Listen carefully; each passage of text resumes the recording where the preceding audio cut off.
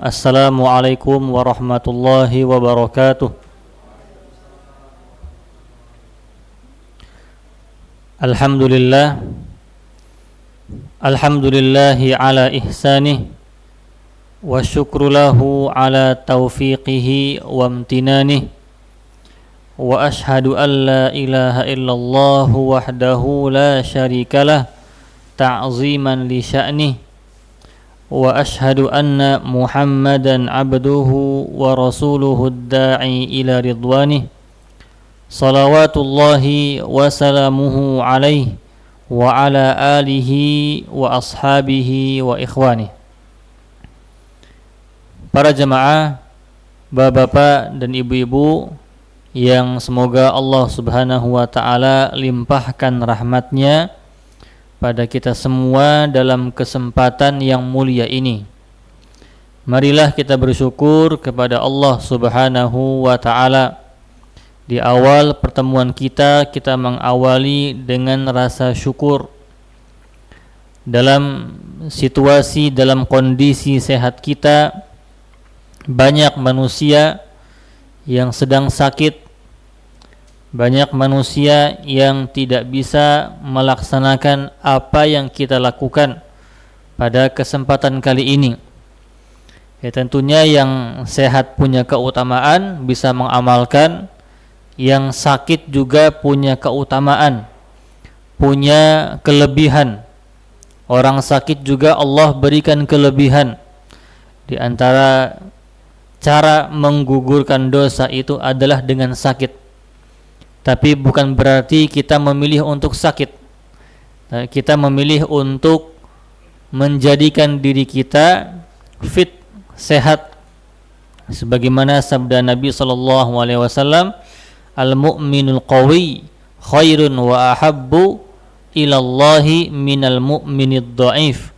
Orang mukmin yang kuat itu lebih dicintai oleh Allah Subhanahu wa ta'ala dari manusia yang lemah. Wa fi kullin khairun. Namun di setiap dua hal tersebut, dua kondisi tersebut, sehat, sakit pun ada kebaikannya. Yang sehat punya keutamaan, yang sakit punya keutamaan. Para jemaah, ada titipan bahwasannya ada kabar Pak Irwan, Pak Nahwan yang qadarullah wa ma syafa'al, ya qadarullah mendapatkan sebuah musibah dan sampai sekarang mungkin belum bisa membersamai kita. Yang biasanya meramaikan kajian kita, qadarullah tidak meramaikan. Ya, kita minta doanya dari bapak-bapak dan ibu-ibu, semoga khususnya Pak Irwan atau Pak Nahwan mendapatkan kesehatannya kembali. Ya, semoga saja jemaah kita yang qadarullah tidak bisa hadir karena uzur itu tetap bisa mendapatkan pahala dia ikut kajian. Karena Nabi SAW bersabda dalam sebuah hadisnya, barang siapa yang sudah terbiasa dengan melakukan sebuah amalan kemudian dihalangi oleh safar, sakit, maka dia akan mendapatkan pahala yang sama ketika dia melakukannya. Ya, kenapa dia tidak ada pada kesempatan kali ini? Kenapa dia tidak sholat jemaah misalnya? Karena sakit, karena safar. Tetap ia mendapatkan keutamaan. Ini hadis ini banyak kita dengar ketika di zaman Covid. Di zaman Covid banyak sekali yang mengeluh yang nggak bisa sholat berjamaah di masjid karena halangan-halangan yang ada ketika itu.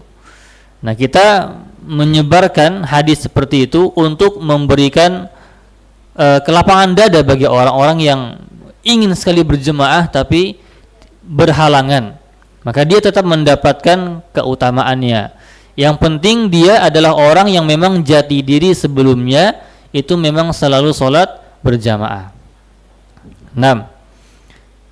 Taib, para jemaah rahimani wa rahimakumullah, kita pada kesempatan kali ini membahas kembali materi kita fikih salat atau sifat salat Nabi sallallahu alaihi wasallam, yang mana tentunya salat ini diantara ibadah yang mulia, diantara mutiaranya agama Islam. Yang menjadi pembeda antara kita dengan orang kafir adalah salat, bukan KTP, bukan hanya status Anda Islam dia kafir, Anda Islam dia Hindu. Nah, semua orang bisa mengklaim hal itu, tapi yang membedakan adalah salat. Nah, yang membedakan kita dengan orang munafik juga adalah salat. Orang-orang beriman salatnya bagus, salatnya kualitasnya khusyuk. Adapun orang munafik kusala. Orang munafik itu malas ketika melaksanakan salat, yura'unan nas. Kemudian mereka hanya ingin memperlihatkan salatnya di hadapan manusia. Dan setelah salat mereka tidak banyak berzikir. Nah, beda antara salat kita, salat orang-orang beriman dengan salat-salat orang munafik. Ini pembeda sekali. Makanya menjadi hal pertama yang dihitung, yang dihisab oleh Allah Subhanahu wa taala di akhirat tentang salat. Dengan salat dia bisa tahu mana hamba yang mukmin, mana hamba yang kafir, mana hamba yang mukmin muslim, mana hamba yang munafik, mana hamba yang muhsin. Dengan apa taunya? Dengan salat. Baru kemudian setelah itu gampang hisabnya dengan ibadah-ibadah yang lain. Salat ini juga punya kedudukan yang besar di sisi Allah Subhanahu wa taala dan bisa menjadi solusi kehidupan kita. Kalau kita mau dijauhkan dari kemaksiatan, salat. Dirikan salat. Allah Subhanahu wa taala berfirman dalam surah Al-Qasas, "Inna salata tanha 'anil fahsya'i wal munkar wala dzikrullahi akbar." Naam, afwan salah. Inna salata tanha 'anil fahsya'i wal munkari wal baghi. Sungguhnya salat itu yang menghalangi kita untuk melakukan kekejian, kemungkaran dan juga kejahatan. Salat itulah yang akan mengontrol diri kita, yang akan menguasai kita. Selama salat kita lakukan dengan khusyuk. Salat juga adalah sebuah tempat di mana Nabi SAW melepaskan keluh kesahnya. Kata Bilal bin Rabah, kata Nabi SAW atau kata seorang sahabat, "Kana Rasulullah SAW idza faza alaihi al-amr qama ila shalah." Nabi SAW kalau punya sebuah masalah, dia salat dulu, baru tenang menyelesaikan sebuah masalah. Jadi jangan sampai kita menjadi orang yang punya masalah meninggalkan salat. Punya masalah kemudian azan berkumandang karena masalahnya belum selesai, ya kita selesaikan masalah dulu padahal waktunya salat.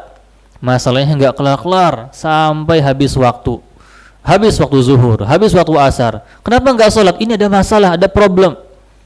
Padahal problemnya bisa dihentikan sebentar untuk melaksanakan salat. Makanya enggak dapat solusi. Jadi kadang-kadang solusi kita itu bukan dari diri kita, tapi dari Allah Subhanahu wa taala. Di antaranya melalui salat. Tadi cara Nabi sallallahu alaihi wasallam. Dan terkadang Nabi sallallahu alaihi wasallam memerintahkan Bilal, "Ya Bilal, arihna bis shalah." Wahai Bilal, istirahatkan kami dengan salat. Indah sekali salat ini.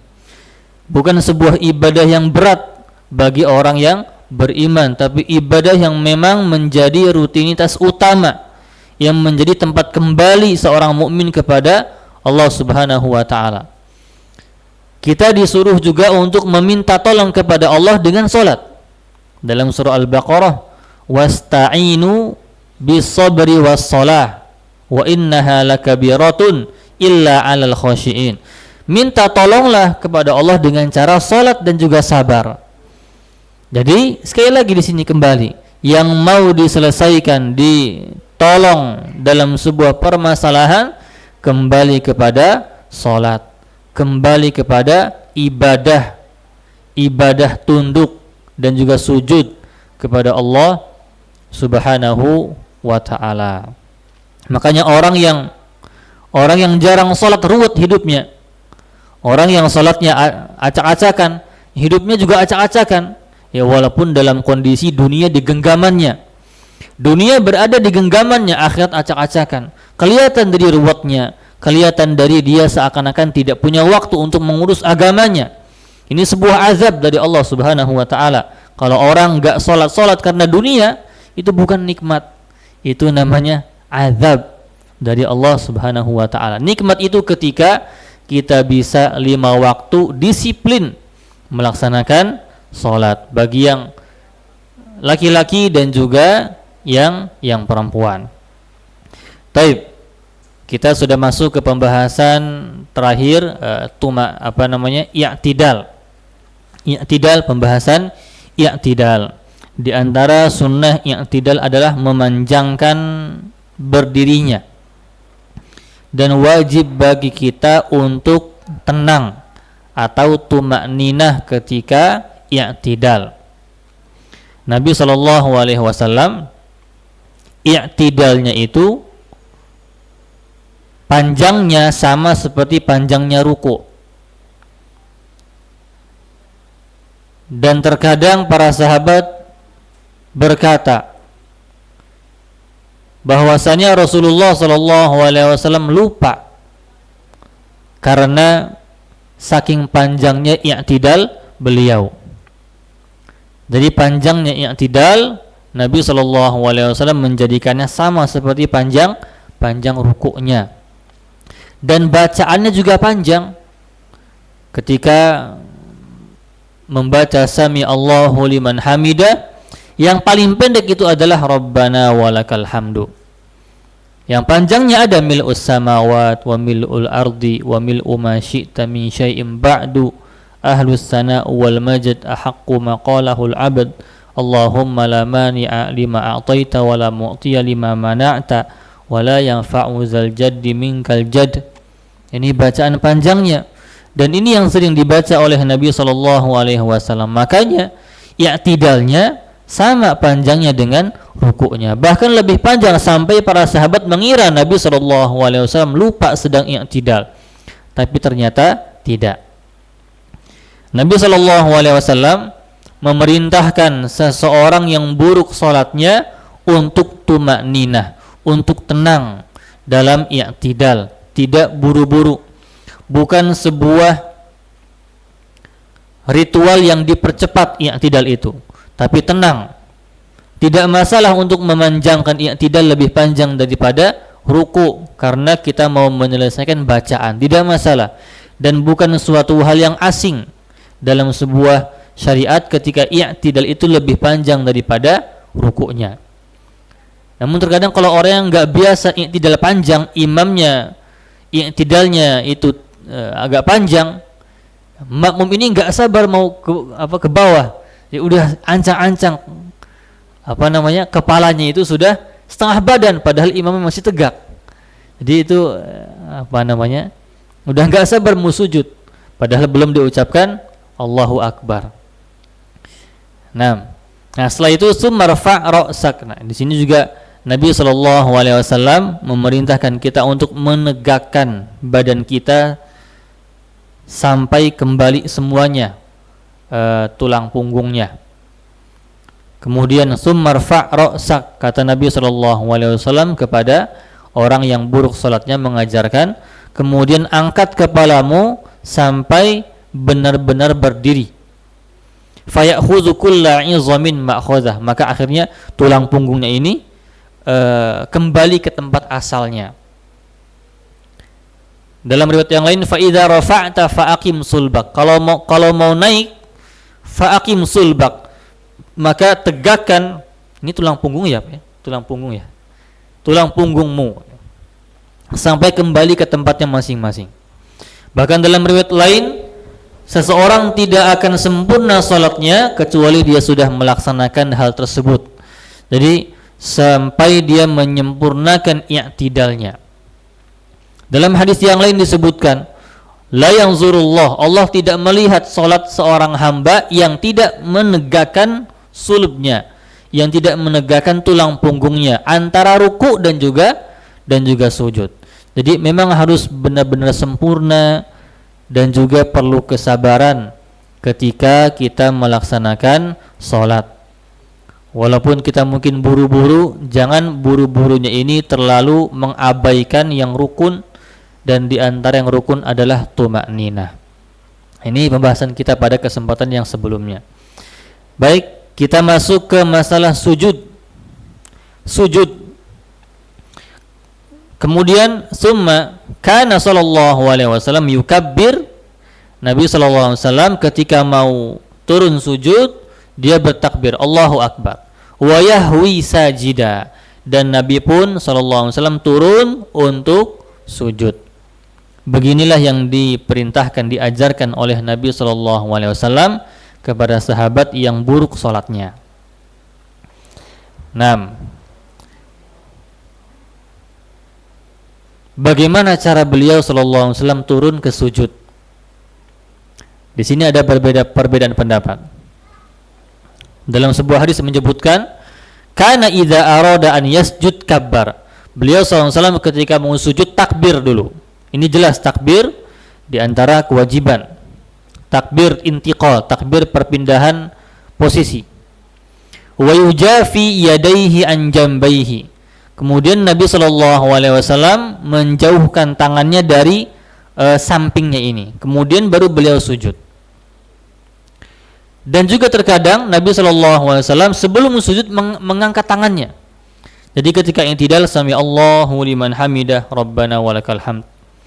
Sujud juga angkat tangan Allahu akbar. Beliau kemudian sujud. Dan ini hadisnya sahih. Hadisnya sahih.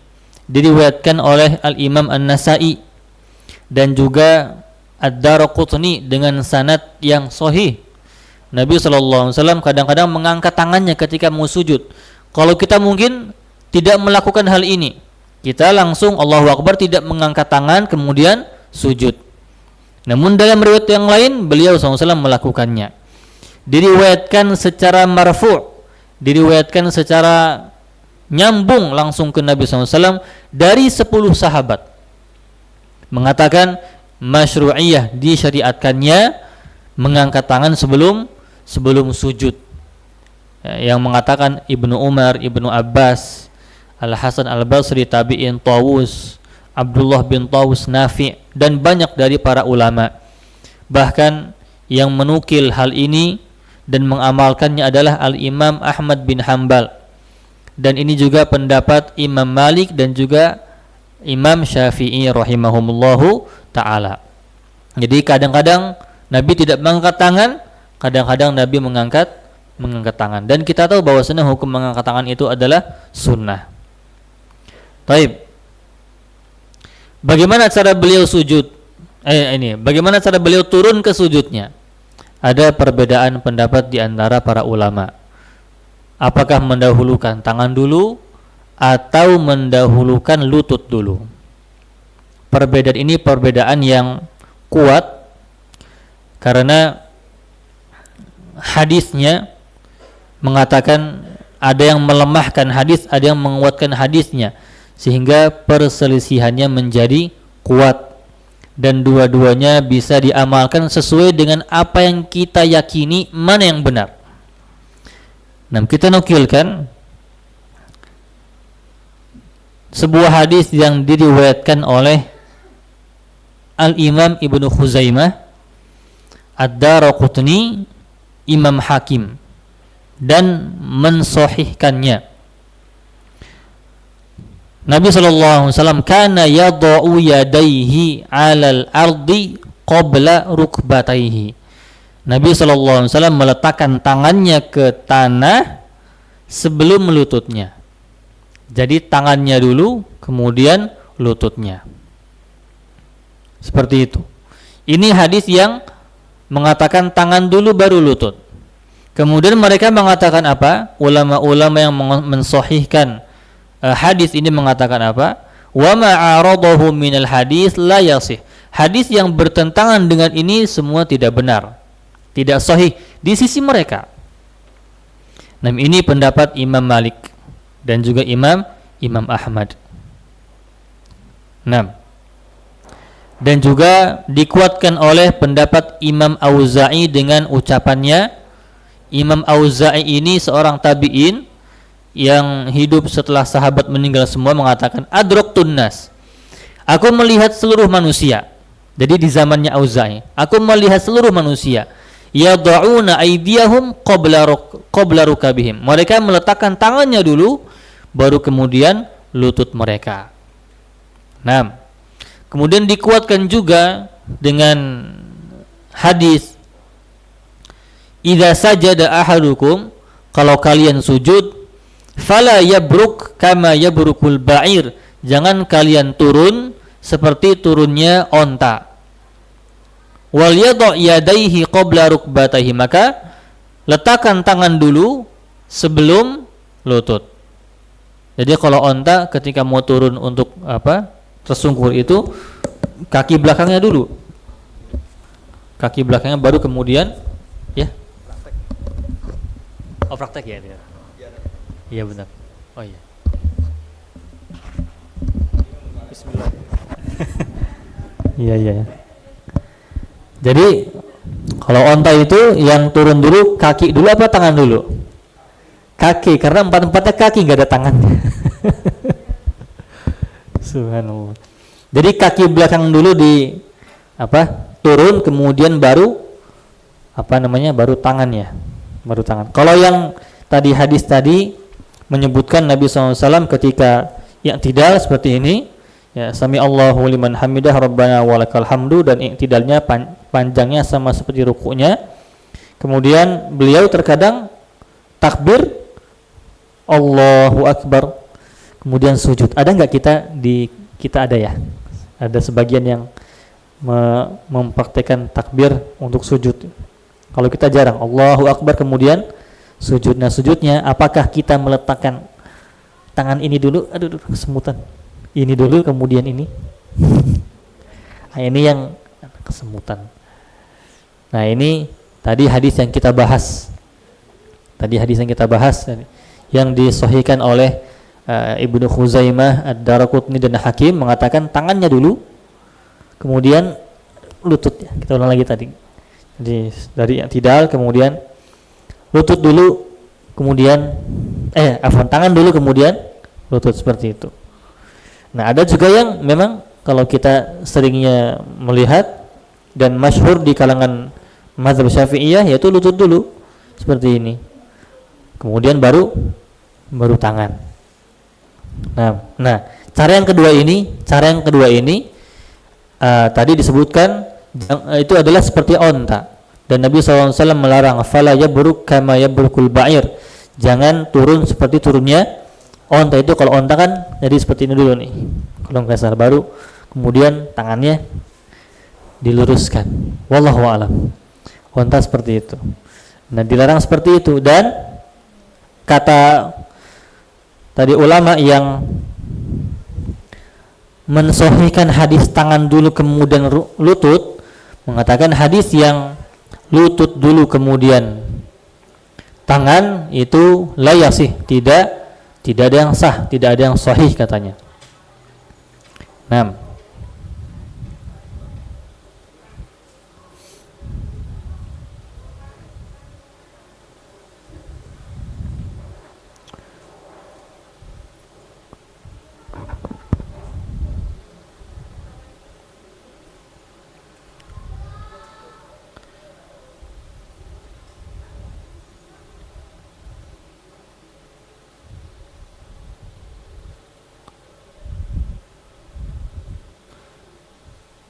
kalau kita lihat hadis-hadis yang lutut dulu kemudian baru tangan, ini yang diperselisihkan oleh para ulama hadisnya.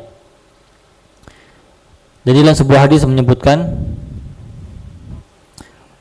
dari Wa'il bin Hujr, ini hadisnya dari seorang sahabat namanya Wa'il bin Hujr, mengatakan ra'aitu Rasulullah, aku melihat Rasulullah idza sajada, ketika sujud, yada'u rukbatayhi, meletakkan lututnya, qabla yadayhi, sebelum tangannya. Wa idza nahadha, ketika naik, rafa'a yadayhi, mengangkat tangannya dulu, kemudian lututnya. Nah, seperti itu. Ada beberapa hadis yang lain juga yang menyebutkan tentang ini. Di antaranya hadis Abu Hurairah, "Idza sajada ahadukum," ketika kalian sujud, maka mulailah falyabda, maka mulailah dengan lutut kalian, lututnya, qabla yadaihi, sebelum tangannya. Seperti itu. Dalam lafaz yang lain mengatakan, "Kana idza sajada," beliau sallallahu alaihi wasallam ketika sujud, bada'a bi rukbataihi, mulai dengan lututnya kemudian tangannya. Nah, komentar dari hadis ini bahwasannya dalam hadis ini ada seorang rawi yang namanya Syarik. Jadi Syarik ini adalah yang menjadikan hadis ini bermasalah. Di Syarik ini adalah rawi yang kurang kuat hafalannya. Sehingga kalau rawi yang kurang kuat hafalannya, ketika dia meriwayatkan hadis harus ada temannya yang menguatkannya. Nah, masalahnya Syarik ini enggak ada temannya. Dia meriwayatkan sendiri, lutut dulu kemudian tangan. Teman-teman yang lain meriwayatkan tangan dulu kemudian lutut. Syarik kenapa dia meriwayatkan lutut dulu kemudian tangannya sendiri lagi, dan dia juga dicap tidak bagus hafalannya. Maka dari itu hadis yang lutut dulu kemudian tangannya disebutkan hukumnya adalah lemah. Jadi pendapat yang diambil oleh pengarang di sini Al-Imam Al-Albani rahimahullahu taala adalah tangan dulu kemudian lutut. Walaupun ada orang yang memang mengintisor, membela pendapat lutut dulu kemudian tangan, maka ini tidak masalah. Ketika mereka meyakini hadisnya itu ada yang bisa menguatkan, maka mereka bisa mengambil pendapat itu. Namun yang nampak dari yang kita baca dari pendapat-pendapat para ulama terkait dengan hadisnya tadi, menyatakan bahwasannya hadis tangan dulu kemudian lutut itu lebih kuat daripada hadis lutut dulu kemudian tangannya. Nah, seperti itu.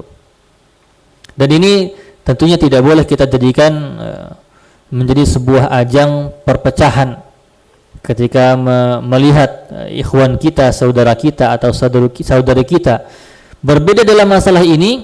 Kita jelaskan yang kita fahami. Yang saya tahu yang kuat adalah tangan dulu kemudian lutut. Yang lutut kemudian tangan itu lemah. Itu yang saya tahu. Yang kamu tahu bagaimana ketika misalnya dia punya hujjah, maka kita biarkan karena hujjahnya juga mungkin kuat. Nah, ini intinya adalah khilaf yang mu'tabar, khilaf yang dianggap oleh para ulama. Baik, jadi itu al-khurur ila sujud, cara turun dari sujud, dari ruku ke sujud. Kemudian Nabi SAW juga bersabda, innal yadaini, dua tangan itu, tasjudan, kedua tangan itu sujud sama seperti sujudnya wajah. Fa idza wada'a ahadukum wajhahu, kalau kalian meletakkan wajahnya, maka letakkan juga tangannya. Wa idza rafa'a falyarfa'huma, kalau wajah diangkat, maka tangan pun diangkat. Intinya di sini adalah tangan itu di antara 7 tempat sujud, 7 anggota sujud. Jadi ada 7 anggota sujud, yaitu dahi, 2 telapak tangan, udah 3. Kemudian 2 lutut, 2 lagi, 2 kaki, yaitu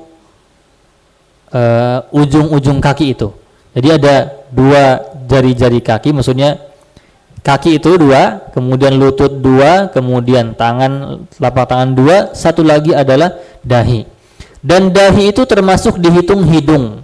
Hidung juga termasuk badan yang atau anggota sujud yang harus nempel ke tanah. Jadi kalau kita praktek lagi. Sujud itu ada 7 anggota badan. Jadi pertama dahi, kemudian hidung termasuk, kemudian telapak tangan, kemudian lutut, sama ini kaki, jari. Jadi 7-7-nya harus nempel ke tempat sujud. Jadi ketika sujud, nah ini tangan nempel di sini, kemudian lutut juga nempel. Ini jari jemari yang belakang, nih Pak. Jari jemari yang belakang di sini itu harus kalau bisa ditempelkan semua ke tanah. Jadi enggak satu jempolnya aja. Jadi enggak gimana ya? Sini Pak ya? Gini ya? Nah gini nih. Jadi bukan jempolnya aja gini. Tapi semuanya, karena semuanya itu tempat sujud atau anggota sujud. Tangannya juga ditempel semua, telapak tangannya. Telapak tangan tempel semua, jadi enggak gini. Atau enggak gini, enggak ada yang dilipat. Enggak ada. Ditempel semua. Enggak ada yang gini, enggak ada yang nah, gini semua. Dan juga dahinya ditempel sama hidung. Hidung jangan lupa, hidung juga ditempel. Karena di antara anggota sujud. Kemudian di antara hal-hal yang perlu diperhatikan ketika sujud itu adalah yang pertama, tangannya ini sejajar dengan bahu atau dengan daun telinga ketika sujud. Jadi meletakkan tangan, kemudian tangannya itu sejajar dengan bahu kita di sini. Nah, seperti itu, atau daun telinga ya. Seperti ini.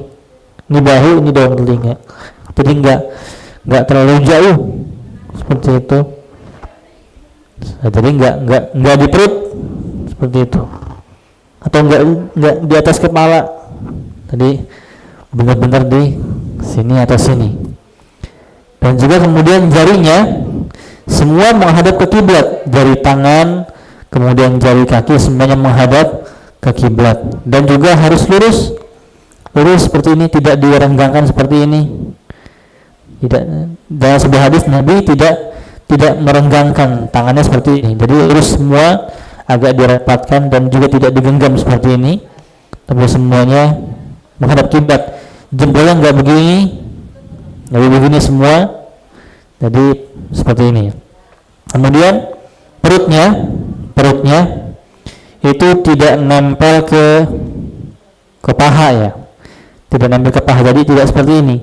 Kalau ini nempel dan dijauhkan sedikit dari supaya tidak nempel. Ini terkadang jadi masalah kalau misalnya kita di tempat yang sempit sujudnya, misalnya ada barang di depan seperti ini, barang di sini. Nah, jadi kadang-kadang seperti ini. Ini takutnya salatnya sujudnya tidak sempurna karena terkadang nempel. Jadi harus dijauhkan dari paha perutnya. Kemudian Nabi SAW ketika sujud itu ketiaknya dibuka sampai dalam sebuah riwayat menyebutkan itu bisa dilewati oleh anak kambing. Jadi agak di sini ya. Dilebarkan. Tidak seperti ini. Dilebarkan. Ini kondisi ketika kita salat sendiri. Dilebarkan seperti ini. Kalau salat berjamaah, ya toleransi sama sebelahnya. Ya, kita jangan sampai orang sebelahnya. Kayak ketika salat berjamaah, kita diperintahkan untuk merapatkan shaf dan juga tentunya sujudnya dikondisikan dengan caranya. Jadi tidak dilebarkan kecuali kita salat sendiri, kecuali imam boleh. Tapi yang perempuan gimana ibu-ibu sujudnya? Yang ibu-ibu sujudnya apakah sama seperti itu? Nah, agak beda.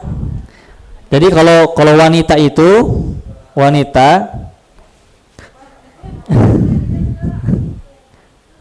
gimana? Ada di YouTube katanya. Ada di YouTube. Jadi kalau wanita sebetulnya hukum sholatnya sama seperti laki-laki semuanya, kecuali dalam beberapa kondisi, diantaranya adalah sujud. Nabi SAW ketika sujud farroja baina yadayhi, melebarkan kedua tangannya hatta yabdua bayadu ibtaihi, sampai terlihat putihnya ketiak beliau. Jadi mungkin karena bajunya lebar juga ya dulu. Jadi ketika melebarkan tangan kelihatan ketiak beliau. Nah, di sini wanita tentunya lebih tertutup dari dalam masalah ini. Nah,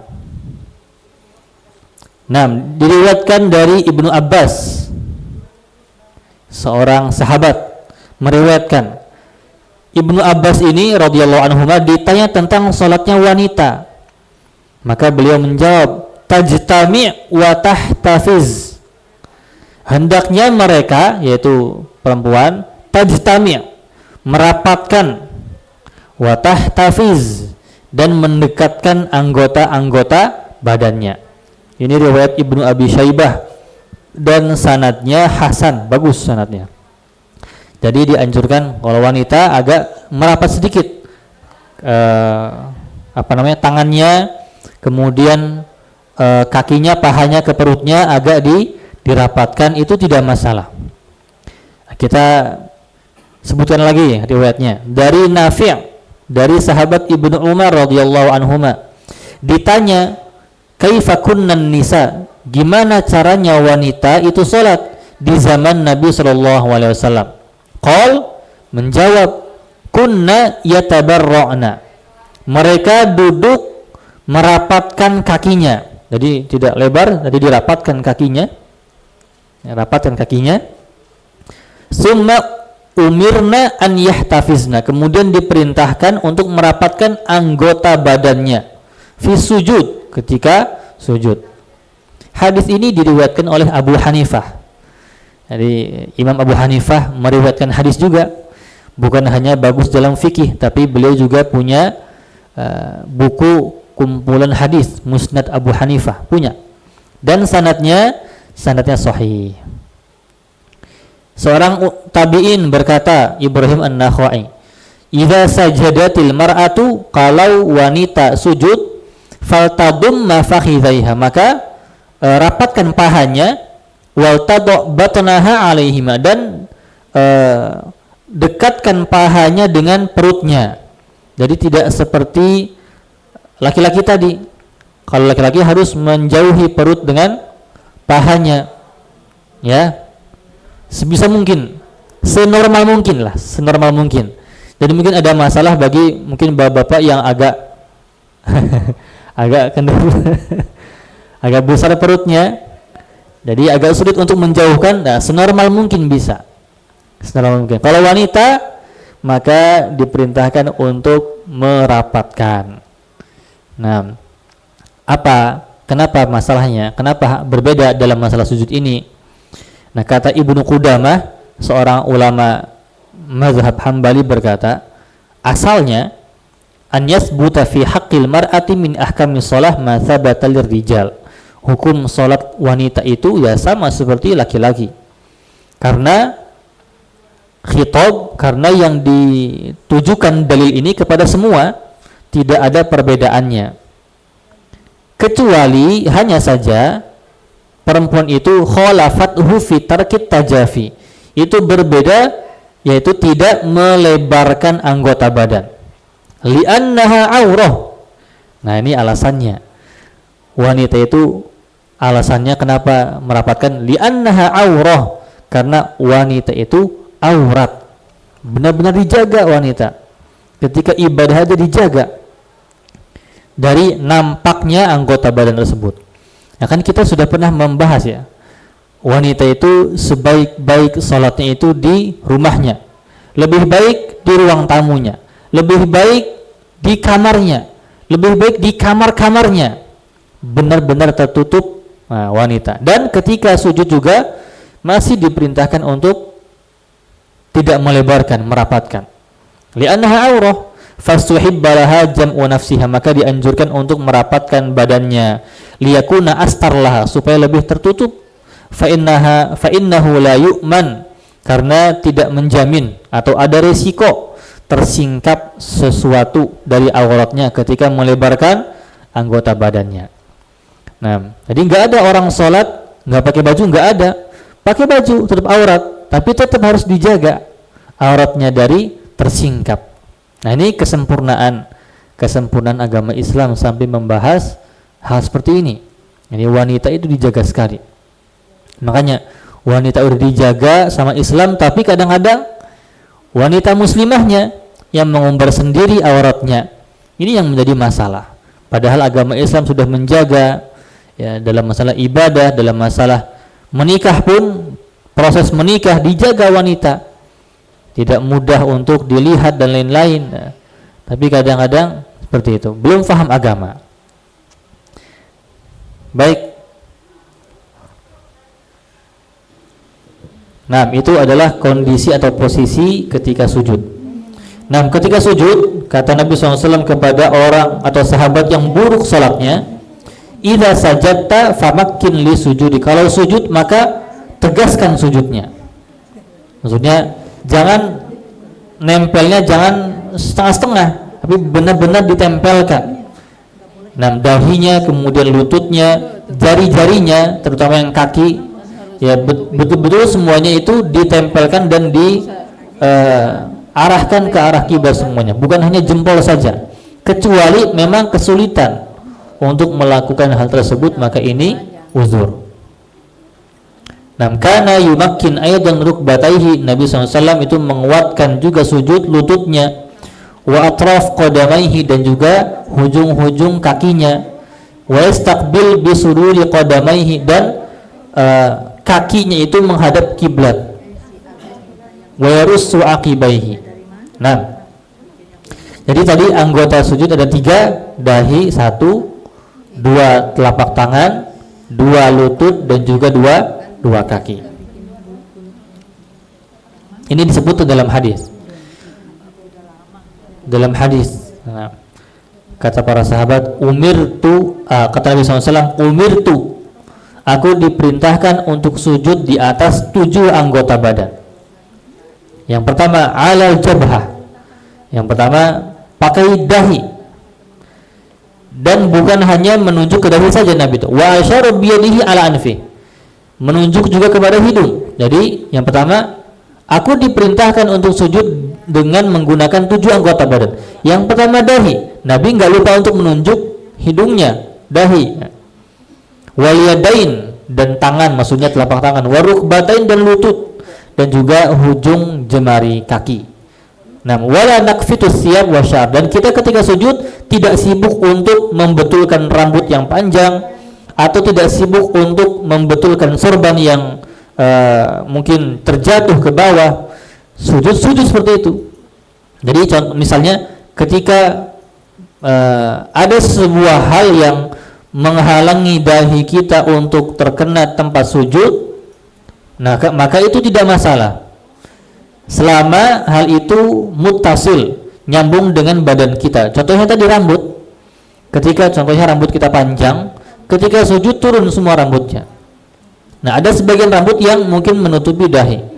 Nah, ini tidak masalah, karena Nabi SAW tidak mempermasalahkan hal tersebut. Jadi Nabi tidak sibuk mengurus untuk membuka dahinya dari rambut ketika sujud, tidak, tapi sujud seperti itu. Nah, di sini ada pembahasan apakah dahi itu wajib nempel ke tanah atau tidak. Dalam sebuah hadis, Anas bin Malik radhiyallahu taala anhu berkata, kami pernah salat dengan Nabi SAW dalam kondisi yang sangat panas, mungkin zuhur, panas sehingga tanahnya pun panas. Fa idza lam yastati ahaduna an yumakkina jabhatahu minal ard, jika di antara kita itu enggak bisa menempelkan dahinya ke tanah dengan bagus, basa thawbahu, mereka melebarkan bajunya, atau mungkin tangannya agak lebar bajunya, atau sorbannya dijadikan sitar penutup, atau apa namanya, tempat ini alas, nah, untuk sujud. Basa thawbahu fasajada alaihi, dibuat alas, kemudian sujud di atas alas tersebut. Nah, jadi boleh dalam kondisi seperti itu. Hadis riwayat Bukhari dan juga Muslim. Dalam riwayat yang lain, Abdullah bin Abbas radhiyallahu anhuma berkata, aku pernah melihat Nabi SAW ketika di hari hujan. Wa huwa yattaqitin. Nabi SAW itu seakan-akan menjaga dahinya dari tanah yang basah, lumpur.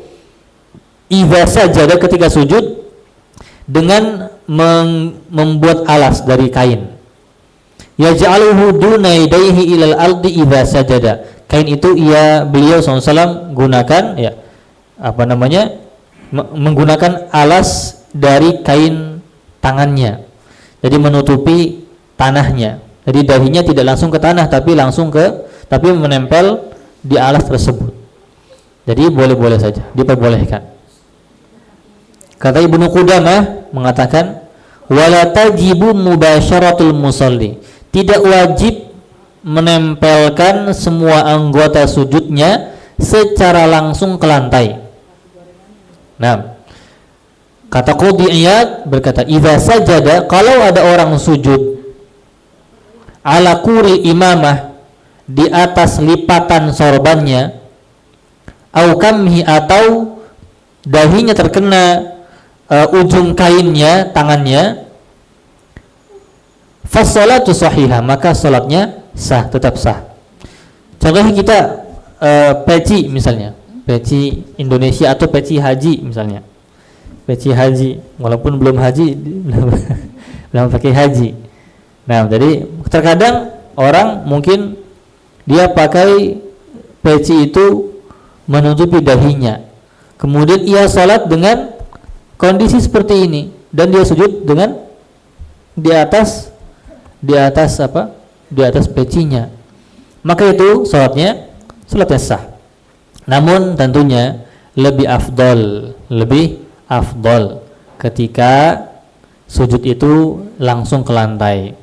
Nah, Imam Nawawi yang menyimpulkan, al ulama mujma'un atau mujmi'un, para ulama konsensus, sepakat, yang paling utama, annal mukhtar, yang paling utama dan yang terpilih adalah mubasyaratul jabahati lil ard, kening atau dahi itu menyentuh lantai secara langsung.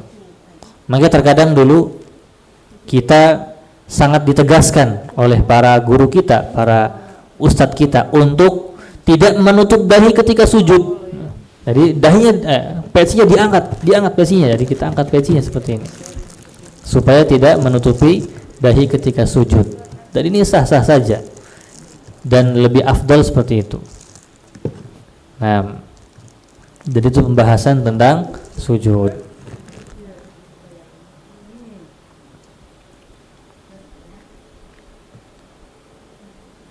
Nah, dalam sebuah hadis yang lain, larangan ketika sujud, idza sajadta, kalau kalian sujud, fadha kaffaika warfa' mirfaqaik, letakkan telapak tangan dan angkat sikut. Dan beliau bersabda, i'tadilu fi sujud, lurus ketika sujud, maksudnya tenang. Wala yabsut ahadukum dzira'aihi in bisatul kalb, jangan membentangkan tangannya seperti membentangnya tangan anjing. Nah, wala iftarashal kalb, jangan menempelkan tangan ke tanah seperti anjing, yaitu nempel semuanya seperti ini. Nah, ini nggak boleh seperti anjing, sampai siku-sikunya ya nempel semua ke tanah, itu seperti anjing, tidak boleh. Di antara tata cara yang dilarang. Jadi ketika ada larangan kemudian diumpamakan dengan sebuah hewan yang tidak baik, maka itu larangannya keras. Ya, contohnya tidak boleh melirik seperti lirikan serigala. Nggak boleh, berarti tidak boleh sholat seperti burung patuk makanannya, berarti itu keras berarti. Ini juga sama anjing. Nah, baik, kemudian wajibnya tumakninah ketika sujud. Nabi SAW memerintahkan untuk menyempurnakan ruku dan juga sujud. Wa yadrib liman la yaf'al dzalik mislul ja'i'. Dan kata Nabi SAW, yang tidak menyempurnakan ruku dan sujud seperti orang kelaparan, katanya. Ya'kulu tamrah, Ya, makan 1 kurma, 2 kurma itu enggak cukup. Bahkan kata Nabi SAW, innahu min aswa'in nasi sariqah. Orang yang tidak menyempurnakan ruku dan sujud itu adalah pencuri yang paling buruk. Jadi bukan hanya pencuri, tapi pencuri yang ranking 1. Aswa'un nas. Mencuri tumakninah, orang enggak tumakninah itu mencuri salat. Bahkan menghukumi dengan batalnya salat ketika orang tidak meyakinkan, menetapkan punggungnya ketika ruku dan juga sujud, sebagaimana sudah kita bahas tadi. Baik, Bapak-bapak dan ibu-ibu yang semoga Allah Subhanahu wa taala muliakan, yang terakhir di sini adalah belum yang terakhir. Zikir sujudnya. Apa yang kita baca ketika sujud? Yang pertama, bacaannya yang sering kita baca subhana rabbiyal a'la, atau bisa ditambah wa bihamdih. Ada yang tercukupkan dengan subhana rabbiyal a'la. Maha suci Allah, maha suci Rabbku yang maha tinggi. Padahal ketika sujud kita itu merendahkan diri kita. Dan ketika kita merendahkan diri kita, kita meninggikan Allah Subhanahu wa taala. Nah, disitulah letaknya penghambaan yang paling sempurna ketika sujud. Makanya kata Nabi SAW, kondisi yang paling dekat manusia dengan Allah Subhanahu wa taala adalah ketika sujud.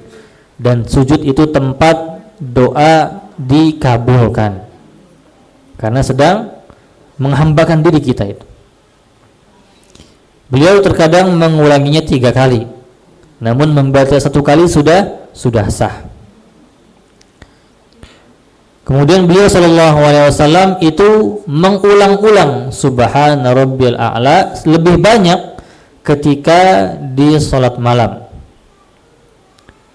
Bahkan sampai panjang sujudnya itu hampir seperti berdirinya beliau sallallahu alaihi wasallam. Kalau beliau berdiri baca Al-Baqarah, An-Nisa, Ali Imran, sujudnya juga sama seperti membaca Al-Baqarah, An-Nisa, Ali Imran. Setengah jam sujud, subhanallah. Darahnya itu semua ke kepala. Wallahu a'lam, pernah dengar kalau semakin lama sujud semakin sehat katanya, karena aliran darahnya bagus ke kepala. Tapi itu bukan yang kita incar ketika sholat. Tapi lamanya sujud berarti benar-benar betah ketika sholat. Ya takhallaluha du'a wa istighfar, ya. Lamanya sujud itu dengan membaca doa dan juga istighfar, atau mengulang-ulang subhana rabbiyal a'la, kemudian baca doa lagi, kemudian beristighfar kepada Allah Subhanahu wa taala. Ya, tempatnya berdoa. Atau membaca subhana rabbiyal a'la wa bihamdih, maha suci Rabbku yang tinggi dan segala puji baginya. Jadi ketika sujud kita mensucikan Allah, meninggikan Allah, dan juga memuji Allah Subhanahu wa taala. Dalam bacaan yang lain, subuhun qudusun rabbul malaikati warruh, maha suci, maha bersih Rabbnya para malaikat dan Rabbnya Jibril.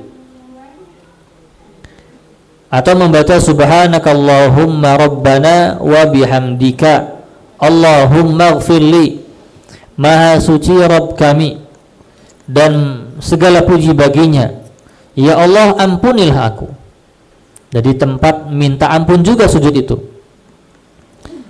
Dan ini yang beliau sering baca dan sering ulang-ulang ketika di ruku dan juga sujudnya. Jadi bacaannya sama, ruku dan sujud ada yang sama. Contohnya subhanakallahumma rabbana wa bihamdika Allahumma ighfirli, itu bisa dibaca ketika ruku dan juga ketika sujud. Ada juga bacaan subhanadzil jabarut wal malakut wal kibriya wal azamah, maha suci Allah yang maha perkasa, maha raja, maha besar dan maha agung. Jadi sujud juga tempat mengagungkan Allah Subhanahu wa taala, tempat meninggikan Allah, tempat doa, tempat istighfar. Baik.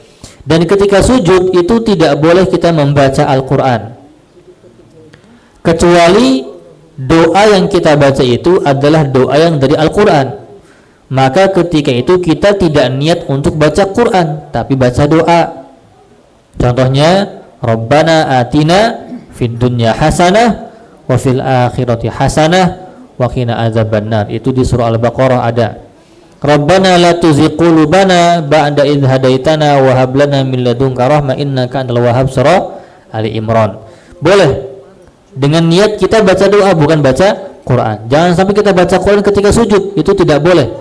Bahkan termasuk hal yang diada-adakan. Ketika seseorang betah baca Quran ketika sujud, itu hal yang diada-adakan.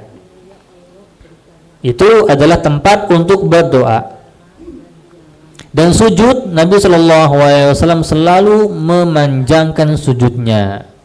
Terlebih ketika sholat sendiri, beliau selalu membaca panjang doa-doa di dalam sujud.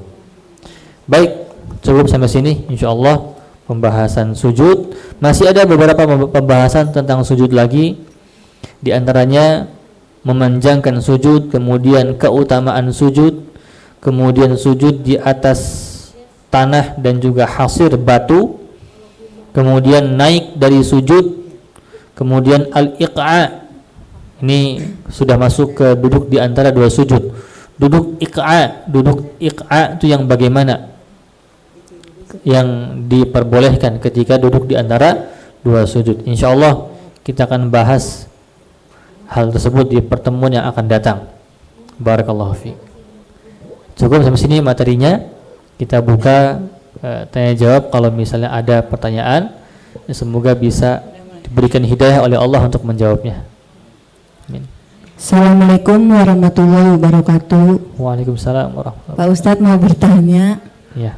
Apa hukumnya mengusap muka setelah selesai sholat dan membaca Al-Quran? Dan yang kedua, ketika kita sholat tiba-tiba gumoh, batal apa enggak Pak Ustadz? Terima kasih. Gumoh ya. Ya. Gumoh itu kayak iya. Iya. Baik, terima kasih Ibu. Soalnya yang pertama, hukum mengusap wajah setelah sholat. Nah, hukum mengusap wajah setelah sholat, wallahu alam, tidak ada riwayat yang jelas bahwasanya hal itu dijadikan ibadah. Tidak ada. Hanya saja biasanya mengusap wajah itu dilakukan setelah doa biasanya. Adapun setelah sholat, maka tidak ada riwayat yang jelas menjelaskan bahwasannya disyariatkan, bahkan ada pahalanya ketika mengusap wajah. Tidak ada. Jadi lebih baik tidak melakukannya, karena memang tidak ada riwayatnya sama sekali. Dan juga tidak sunnah hukumnya, karena memang tidak ada riwayatnya. Kalau misalnya ada riwayatnya, alhamdulillah bisa dilaksanakan. Tapi masalahnya tidak ada riwayatnya. Ini mungkin hanya sebuah kebiasaan yang dilakukan oleh kaum muslimin, sehingga menjadi sebuah hal yang lumrah.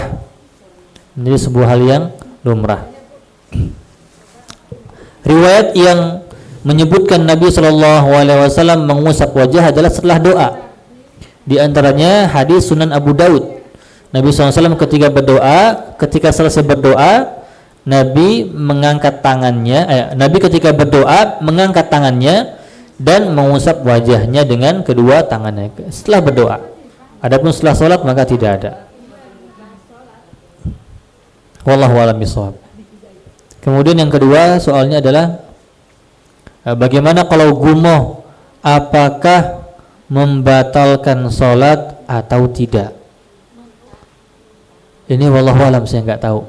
Apakah gumoh termasuk muntah karena keluar dari tenggorokan? Ya. Rap ya Pak ya, gumoh ya. Kadang gumoh bisa ditelan lagi ya.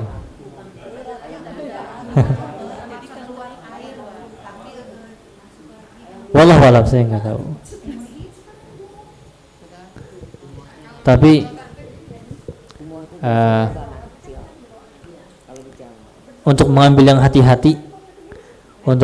yang hati-hati, maka kita tidak bisa, nggak tahu. Wallahu a'lam, nggak tahu. Kalau muntah jelas ya, karena keluar dari tenggorokan. Kalau misalnya kita bisa menganalogikan gumuh dengan muntah, itu berarti termasuk pembatal sholat. Gumuh. Ya termasuk muntah ya. Tapi wallahu alam, apakah sama dengan muntah atau tidak? Baik Bu, mungkin nanti bisa dibahas lagi nanti. Ya. Bismillahirrahmanirrahim. Assalamualaikum warahmatullahi wabarakatuh. Waalaikumsalam warahmatullahi wabarakatuh. Mohon izin bertanya Pak Ustadz, itu kalau semisalnya kita menerapkan sholat kepada anak kecil yang suka entar gitu, rada-rada susah gitu ya, apa harus ditakut-takutin nanti kamu masuk neraka loh, apa bagaimana? Terus soalnya itu kadang anak-anak itu kalau disuruh sholat itu susah, padahal orang tuanya sholat ya, tapi nanti tar gitu, nanti dulu gitu. Itu kiatnya bagaimana itu Pak Ustadz? Pertanyaan pertama. Pertanyaan kedua, semisalnya kita itu selama hidup nggak pernah sholat Pak Ustadz, nggak pernah ke mushola, terus meninggal, gimana ya Pak Ustadz? Itu doang Pak Ustadz. Wassalamualaikum warahmatullahi wabarakatuh. Makasih atas jawabannya. Nah, terima kasih. Baik, soal yang pertama, apakah boleh kita menakut-nakuti anak yang tidak mau sholat dengan menjelaskan neraka? Maka ini sebuah cara yang benar ketika memberitahukan kepada anak-anak kita konsekuensi ketika kita meninggalkan sebuah ibadah atau sebuah perintah dari Allah Subhanahu wa taala. Selama kita mengatakan kalau kamu enggak sholat nanti balasannya ke neraka, ya bukan memvonis tapi mengancam. Sifatnya adalah ancaman. Kamu akan diancam nanti masuk ke dalam neraka. Dan itu bukan vonis anak kita adalah anak yang masuk neraka. Dan ini harus memang ditanamkan di anak-anak kita. Memperkenalkan kepada anak kita tentang surga, tentang neraka, menceritakan tentang kondisi akhirat. Ini subhanallah bisa mempengaruhi pola pikir anak. Ketika anak itu benar-benar meyakini ada hari akhirat, apalagi nanti ada hari sulitnya di padang mahsyar, kemudian ada buku, kemudian ada siratal mustaqim, mujarab metodenya ketika kita membahas seperti itu. Ya, kita bukan memvonis tapi mengancam. Ya, dan itu benar sekali. Ketika kita mengancam anak kita akan dimasukkan ke dalam neraka ketika tidak sholat, sebagaimana kita juga memberikan stimulus kepada mereka kalau sholat itu berarti masuk ke dalam surga, dan kita jelaskan di surga ada apa. Kalau misalnya kita ngajak bicara anak-anak muda, laki-laki, ya bilang di surga itu ada menunggu kamu. Itu siapa? Bidadari. Ya. Jadi kita pernah dinasihati oleh Syekh kita, Syekh Abdul Razak, kalau kamu mau ngajak pemuda untuk bagus dalam Islamnya, sebutkan apa yang ia inginkan di dunia, bandingkan dengan di surga. Misalnya ada pemabok, bandingkan dengan khamar yang di surga. Itu mungkin semoga saja bisa mengobati. Nah, ini yang pertama, wallahu a'lam bishawab. Yang kedua, soal yang kedua itu apa Bu? Saya lupa. Ada ceritanya Muslim Pak Ustadz, terus dia nggak pernah sholat ke mushola, nggak pernah berjemaah, terus sakit, belum sampai sholat, terus meninggal itu Pak Ustadz, bagaimana? Nah, bagaimana hukum orang Muslim yang tidak pernah sholat sama sekali, kemudian dia meninggal dalam kondisi tidak pernah sholat? Maka hukumnya adalah hukum orang yang tidak sholat namun dengan kondisi dia malas. Dia memang malas, berarti dia bermaksiat. Dan orang yang bermaksiat tentunya masih di bawah kehendak Allah Subhanahu wa taala. Tapi tentunya dia melakukan hal yang besar, melakukan dosa yang yang besar. Tapi wallahu alam masih di bawah kehendak Allah Subhanahu wa taala. Berbeda kalau misalnya orang yang meninggalkan salat dalam kondisi dia mengingkari salat. Maksudnya salat itu nggak wajib buat saya, nggak usah saya salat. Salat itu bukan perintah yang wajib dari Allah Subhanahu wa taala, makanya saya nggak salat. Nah ini beda. Yang kedua ini dia mengingkari syariat Islam, maka dia masuk ke dalam kekufuran. Adapun orang yang tidak pernah salat, tidak pernah berjamaah, dia melakukan dosa besar dan persentase dia masuk ke dalam azab sangat besar. Namun ya tadi itu semuanya masih di bawah kehendak Allah Subhanahu wa taala. Nah, kita doakan saja, tetap masih bisa kita doakan. Kita doakan diselamatkan. Bisa jadi ada anak yang soleh, dia punya, dia doakan mendapatkan syafaat. Wallahu a'lam bishawab. Assalamualaikum warahmatullahi wabarakatuh. Waalaikumsalam warahmatullahi. Begini Pak Ustadz, pada saat kita sujud, Rasulullah pada saat itu kan tidak atau belum ada sajadah, sering langsung ke tanah. Nah, pada zaman sekarang itu banyak menggunakan sajadah itu semakin tebal. Nah, sebaiknya sajadahnya itu semakin tipis, itu apakah lebih baik dibandingkan dengan penggunaan sajadah yang lebih tebal? Karena Rasulullah mencontohkan pada saat itu wajah kita itu ke tanah itu lebih baik semakin dekat. Begitu. Apakah karena pada saat itu memang belum berlaku atau belum ada sajadah, atau memang Rasulullah mencontohkan lebih baik kita itu lebih dekat dengan tanah dibandingkan menggunakan sajadah yang lebih tebal? Yang pertama itu Pak Ustadz. Kemudian yang kedua, dalam rukun sholat di sana saya pernah dengar dari penceramah gitu ya, dalam rukun sholat itu diutamakan bacaannya itu lebih banyak. Yang dibaca itu adalah bacaan tasbih atau kalimat-kalimat thayyibah. Contohnya yang tadi itu subhanakallahumma rabbana wa bihamdika allahumma firli, untuk bacaan ruku dan sujud. Nah itu, terima kasih, mohon penjelasannya. Assalamualaikum warahmatullahi wabarakatuh. Waalaikumsalam warahmatullahi wabarakatuh.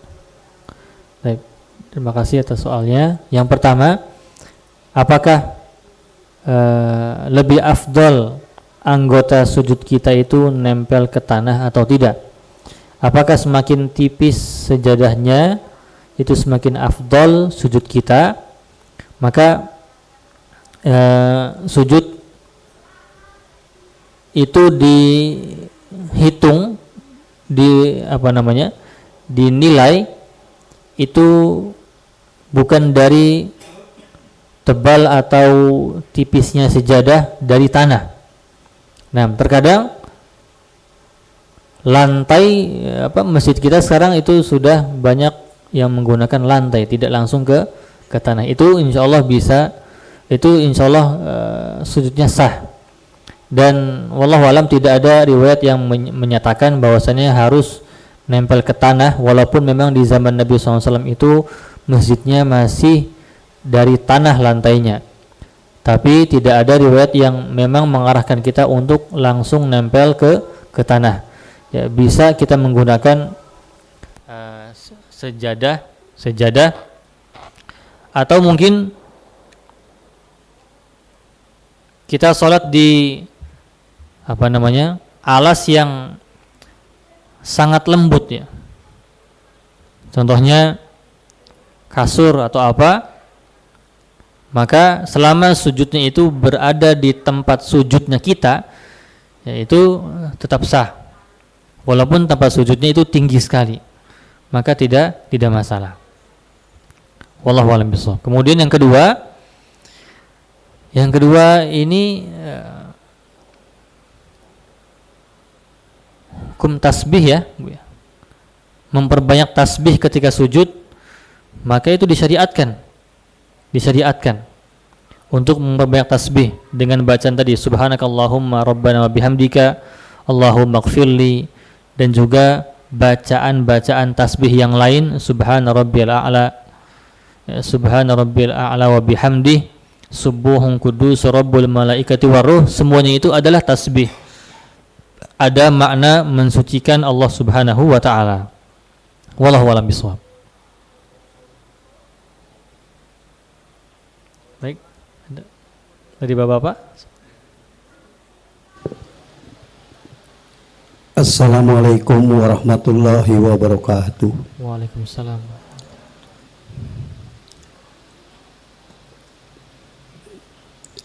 Pak Ustadz, ini mengenai sholat subuh ya, itu dalam azan ada kalimat as-salatu khairum minan naum. Nah kemudian di dalam sholatnya itu menggunakan kunut witir. Nah ini ada hadis sebagai hujah, apa itu memang dibenarkan atau ya dikatakan kuat gitu hadisnya? Itu yang pertama.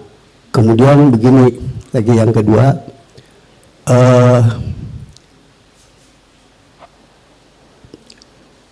ada teman ini, dia sebagai pendaki gunung. Nah selama di puncak gitu ya, artinya masih di gunung, ini kesulitan dalam sholat. Ya sebenarnya bisa dengan, kalau umpamanya untuk berhadas kan, berwudu itu menggunakan tayamum.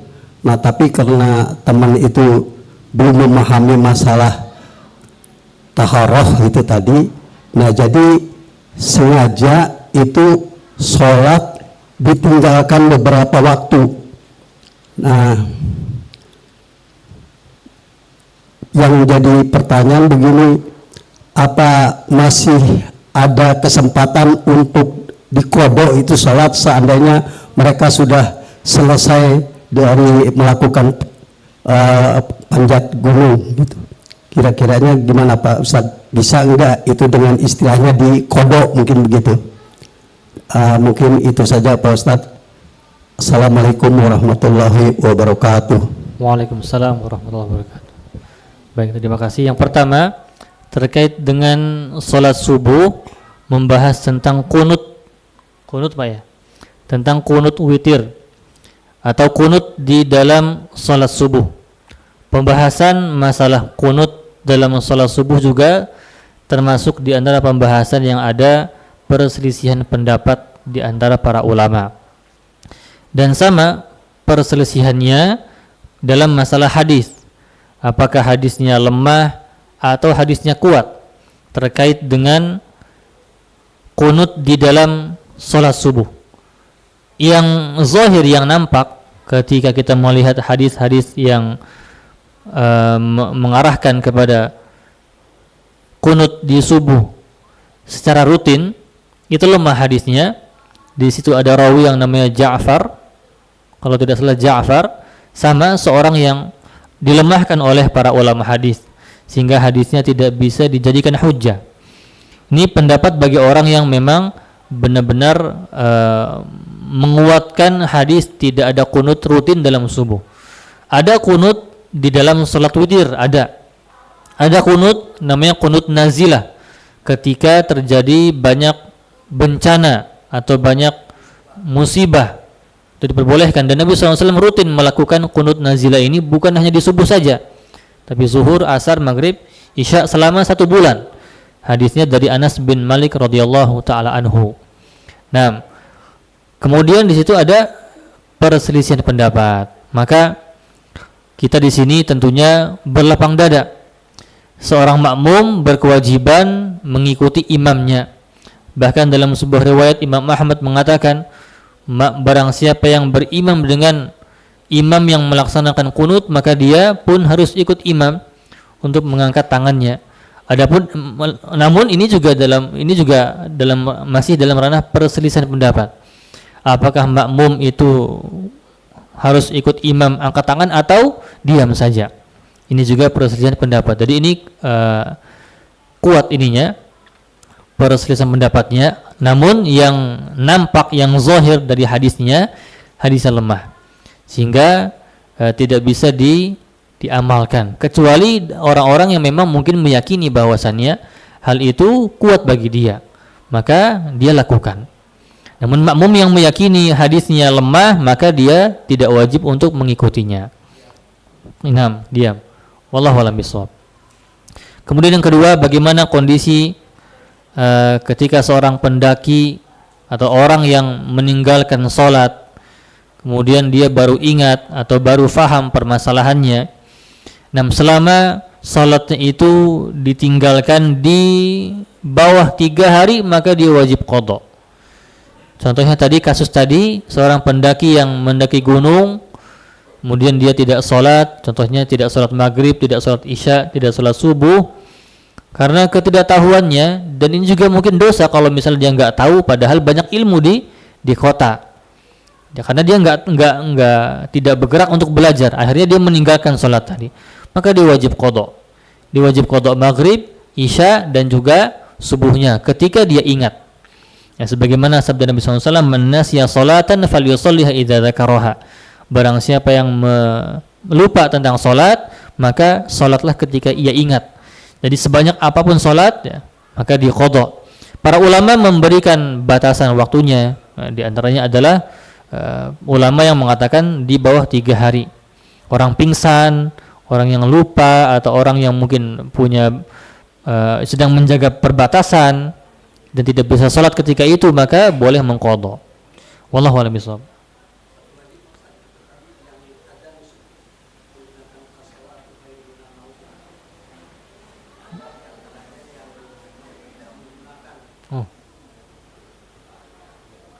Ya, lafaz azan subuh, as-salatu khairum minan naum, termasuk dalam hadis, ada hadisnya. Barang siapa yang lupa secara sengaja, maka bukan azan subuh, kecuali lupanya enggak sengaja, maka dimaafkan. Kalau misalnya as-salatu khairum minan naum tidak dilafadzkan, maka wallahu alam azannya perlu diulang lagi, karena dia berarti dia menyelisihi sunnahnya, menyelisihi apa yang diperintahkan oleh Nabi Shallallahu Alaihi Wasallam. Jadi azan sudah ada lafaz khusus, dan ketika subuh ada penambahan riwayat as-salatu khairun minan naum, dan itu perlu dilafadzkan. Kalau tidak, berarti dia ulang azannya, dia perlu belajar lagi dan perlu diulang azannya. Wallahu a'lam bishawab.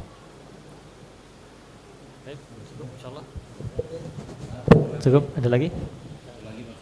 Boleh? 2.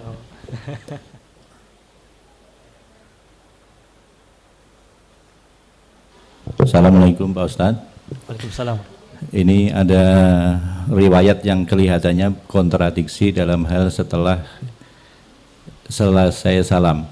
Yang pertama menyebutkan riwayat bahwa setelah salam kita sebaiknya tidak merubah posisi duduk kita, misalkan setelah berzikir sampai dengan baca la ilaha illallah wahdahu la syarikalah, itu baru merubah posisi karena akan mendapatkan 10 kebaikan. Itu riwayat pertama. Yang kedua juga ada riwayat bahwa setelah salam itu kan Nabi posisinya akan membalikkan badan ke arah makmum. Ini kan kelihatannya kontradiksi Pak Ustadz. Ya kan, mohon penjelasannya seperti apa riwayat tersebut. Terima kasih. Ya, terima kasih Pak. Jadi 2 hadis yang tadi disebutkan. Yang pertama, seorang imam dianjurkan untuk diam sejenak dan tidak berpaling dari posisinya sampai mengucapkan la ilaha illallah wahdahu la syarikalah lahul mulku wa lahul hamdu wa huwa ala kulli syai'in qadir, berkemudian berpaling atau merubah posisi. Dan Nabi SAW ketika selesai sholat, beliau menghadap kepada makmum. Wallahu a'lam bishawab. Dilihat dari hadisnya, yang pertama itu lebih khusus daripada yang kedua tadi. Yang kedua tadi riwayatnya adalah Nabi SAW itu setelah ketika selesai sholat menghadap kepada makmum. Ini tidak disebutkan waktunya kapan. Nah, riwayat yang pertama tadi menyebutkan waktunya, yaitu ketika selesai membaca la ilaha illallah wahdahu la syarikalah lahul mulku wa lahul hamdu wa huwa ala kulli syai'in qadir. Sehingga ketika dikumpulkan dua riwayat ini, maka yang sunnah adalah ketika selesai salam membaca istighfar, kemudian astaghfirullah astaghfirullah astaghfirullah Allahumma antas salam wa minkas salam tabarakta ya dzal jalali wal ikram Allahumma la mani'a lima a'taita wa la mu'tiya lima mana'ta wa la yanfa'u dzal jaddi minkal jadd la ilaha illallah wahdahu la syarikalah lahul mulku wa lahul hamdu wa huwa ala kulli syai'in qadir. Nah, baru setelah itu bisa membalikan badan untuk menghadap ke makmum. Jadi seperti itu riwayatnya. Dan banyak faedahnya ketika seorang imam membalikan badan ke makmum, banyak. Apalagi Nabi SAW yang mana ketika sholat itu banyak sekali didatangi oleh orang-orang untuk bertanya, atau Nabi SAW terkadang mengecek para sahabat, atau bahkan terkadang memberikan nasihat setelah sholat. Wallahu a'lam bishawab. Baik, cukup insyaallah sampai sini pembahasannya. Semoga yang disampaikan bermanfaat kepada kita semua. Semoga Allah Subhanahu wa taala memberikan ilmu kita itu ilmu yang bermanfaat. Nah, kita tutup dan doa kafaratul majlis. Subhanakallahumma wa bihamdika asyhadu an la ilaha illa anta astaghfiruka wa atubu ilaik. Wabillahi taufiq wal hidayah. Wassalamualaikum warahmatullahi wabarakatuh.